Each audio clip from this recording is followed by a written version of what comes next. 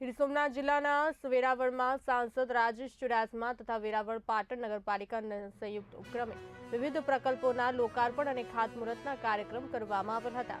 Shelter હોમનું ખાતમુહૂર્ત તથા ગાર્ડનનું લોકાર્પણ કરતા સાંસદ રાજેશ ચુડાસમાએ જણાવ્યું હતું કે સ્વાભિમાન પર્વ પછી સોમનાથમાં વિકાસની ગતિ વધી છે।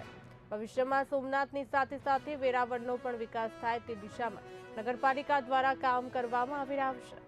જે લોકો આવાસ વિહોણા છે એવા ભિક્ષુકો શ્રમજીવી વર્ગ માટે 75 બેડનું શેલ્ટર હોમ તૈયાર કરાશે અને સ્થાનિકો સાથે પ્રવાસીઓને પણ ગાર્ડનની સુવિધાનો લાભ મળશે।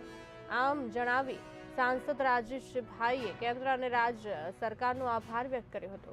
તો બીજા પ્રકલ્પમાં બાણગંગાની સામે ગાર્ડન અને કેકે મોરી હાઈસ્કૂલ પાસે અંદાજિત રૂપિયા 1.62 કરોડના ખર્ચે બંને ગાર્ડનનું નિર્માણ કરાયું છે, જેમાંથી સાંસદના હસ્તે ભીડિયા બાણગંગા ખાતે અટલ ગાર્ડનનું લોકાર્પણ અને નામાભિધાન કરવામાં આવ્યું હતું। આ અટલ ગાર્ડનનો લાભ સ્થાનિક નાગરિકો તેમજ બહારથી આવતા પ્રવાસીઓને પણ મળશે। આજે વેરાવળ મુકામે વેરાવળ નગરપાલિકા દ્વારા શેલ્ટર હોમ તથા ભીડિયા ખાતે ગાર્ડનના લોકાર્પણ પ્રસંગે આજે ઉપસ્થિત થયા છે અને શેલ્ટર હોમના ખાતમુહૂર્ત પ્રસંગે આજે અહીંયા ઉપસ્થિત થયા છે।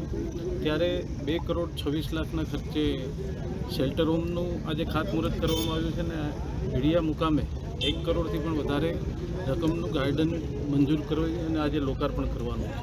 ત્યારે આવનારા સમયમાં જેમ સ્વાભિમાન પર્વ પછી વેરાવળના વિકાસમાં એક ગતિ આવી છે, એવી રીતે આવનારા સમયમાં નગરપાલિકાનો પણ વેરાવળ શહેરનો પણ વિકાસ થાય સોમનાથની સાથે સાથે એ પ્રમાણે સરકાર કામ કરી રહી છે। ત્યારે રાજ્ય સરકાર અને કેન્દ્ર સરકારનો ખૂબ ખૂબ આભાર માનું છું।